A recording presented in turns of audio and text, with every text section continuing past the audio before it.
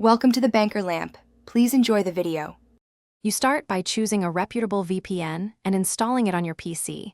Make sure you pick one with fast servers and a no-logs policy.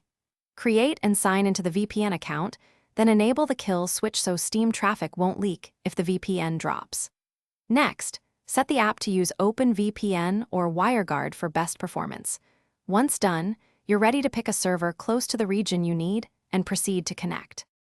Once connected to a nearby server in the target region, make sure you have low latency by testing ping and throughput. You want stable packets for downloads and multiplayer.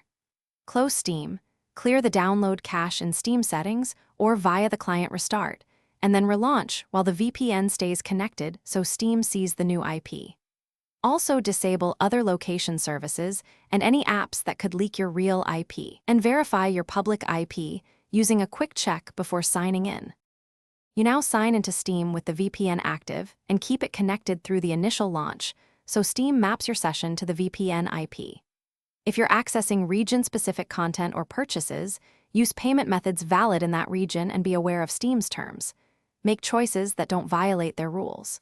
If something goes wrong, try switching VPN protocols, reconnecting to a different nearby server, flush your DNS, clear Steam's cache again, and then retry. Those fixes resolve most issues. Thanks for watching. If this was helpful, leave a like and consider subscribing. See you next time.